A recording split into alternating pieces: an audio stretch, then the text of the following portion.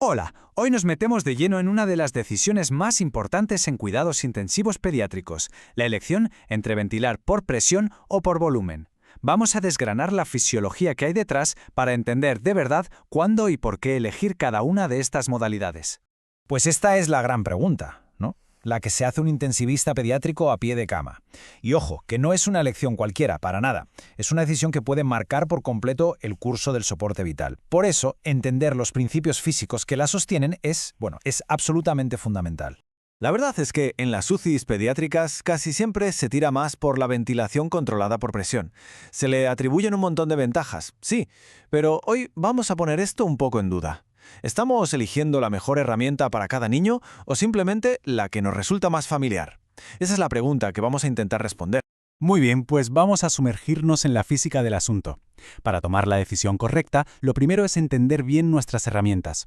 Hay que pensar en los modos de ventilación no como si fueran recetas de cocina, sino más bien como instrumentos de alta precisión. Cada uno tiene su propia física, su propia filosofía. A ver, aquí está el meollo de la cuestión. En presión controlada lo que hacemos es fijar una presión y, dejamos que el volumen que entra varíe según cómo estén los pulmones del paciente. El aire entra como un torrente al principio y luego va frenando. En cambio, en volumen controlado es justo al revés. Aquí garantizamos un volumen concreto, sí o sí, y es la presión la que tiene que adaptarse. El flujo es constante, siempre igual durante toda la inspiración. Son, como se ve, dos lógicas totalmente opuestas. Y esta imagen lo ilustra a la perfección. Si nos fijamos en las curvas, a la izquierda, en presión controlada, se ve clarísimo ese flujo que decae, ¿verdad? Como si fuera un tobogán. A la derecha, en volumen controlado, lo que tenemos es un flujo constante, una onda cuadrada. Esta forma de entregar el aire lo cambia todo, como vamos a ver ahora. Y ahora llegamos al concepto clave de todo esto, la constante de tiempo. Es muy sencillo en realidad. Es lo que sale de multiplicar la resistencia de las vías aéreas por la distensibilidad, o sea, la elasticidad de los pulmones. Podríamos decir que es como la huella dactilar, el ADN del sistema respiratorio de ese paciente en ese preciso momento. Entender esto es la clave para dominar la ventilación mecánica. ¿Y por qué es tan importante esta constante? Pues por esta regla de oro. Tras una constante de tiempo se ha movido más o menos el 63% del volumen. Tras 3 ya estamos casi en el 95%. Y para que el pulmón se llene o se vacíe casi por completo, necesitamos que nuestro tiempo, ya sea inspiratorio o expiratorio, dure a menos 5 constantes de tiempo. Si no llegamos a ese tiempo, el intercambio de gas se queda a media. Perfecto. Con la física ya un poco más clara, vamos a aplicar todo esto a dos escenarios clínicos típicos totalmente opuestos que cualquier profesional de intensivos se encuentra día sí y día también. Vamos a ver cómo se comportan nuestras herramientas en el mundo real. Empezamos con el síndrome de dificultad respiratoria aguda pediátrico, el famoso SDRAP. Aquí, el problema principal es que los pulmones están, por decirlo de alguna manera, rígidos. Tienen una distensibilidad muy baja. Y esto, como acabamos de ver, se traduce en una constante de tiempo muy corta. El pulmón se llena y se vacía rapidísimo. Y es justo aquí donde la física cobra vida. Si nos fijamos en los datos para el modo presión controlada, la tercera columna, con esa constante de tiempo tan corta, de solo 0,1 segundos, es increíble. En 0,3 segundos ya ha entregado 45 mililitros. Eso es el 95% del objetivo. Una pasada. El flujo inicial tan rápido es súper eficiente en este caso. Ahora, si lo comparamos con el volumen controlado, en la última columna, pues en ese mismo tiempo, con su flujo constante, apenas ha llegado a 29 mililitros. La diferencia es brutal. Entonces, el punto clave es este. Esa rapidez de llenado tiene una ventaja clínica enorme. Como el flujo llega a cero antes de que termine la inspiración, la presión máxima que vemos en el ventilador es en realidad la presión meseta, la presión que de verdad está estirando los alvéolos. Y esto nos permite monitorizar de forma continua y directa la driving pressure, que es el parámetro que más nos importa para proteger ese pulmón dañado. Venga, pues ahora cambiamos de escenario por completo. Ahora tenemos un paciente con bronquiolitis o asma.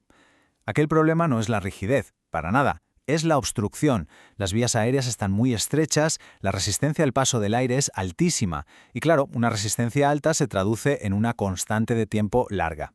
El pulmón se llena y, sobre todo, se vacía muy despacio. Y aquí, la historia da un giro de 180 grados. Miremos la tabla.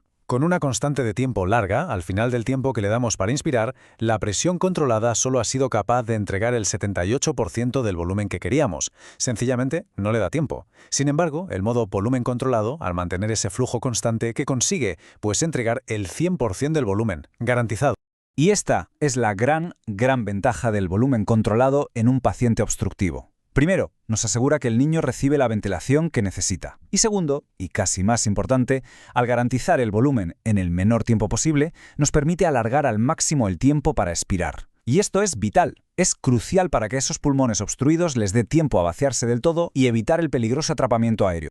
Pero la cosa no termina aquí. La ventilación mecánica no es solo física pura y dura, también es la interacción con un paciente que está vivo y que respira. Así que ahora vamos a ver cómo algunos giros inesperados pueden complicarnos bastante la elección. Hemos visto que el flujo rapidísimo de la presión controlada era una ventaja en la patología restrictiva. Pero, ¿y si tuviera un lado oscuro? ¿Es siempre bueno deformar el pulmón a esa velocidad? Y aquí es donde entra en juego un concepto llamado strain rate o velocidad de deformación.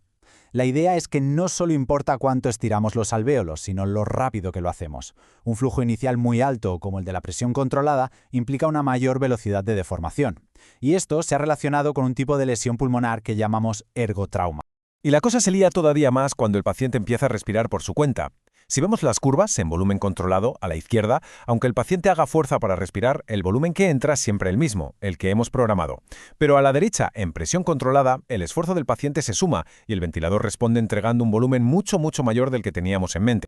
Esto es un arma de dos filos, claro. Por un lado, esa respuesta de la presión controlada puede hacer que el paciente esté más cómodo, más sincronizado, pero por otro es un riesgo. Podemos estar metiendo volúmenes enormes sin darnos cuenta, y eso puede estar ocultando que el paciente está haciendo un esfuerzo respiratorio brutal, lo que puede llevar a una lesión autoinducida, lo que se conoce como PSILI.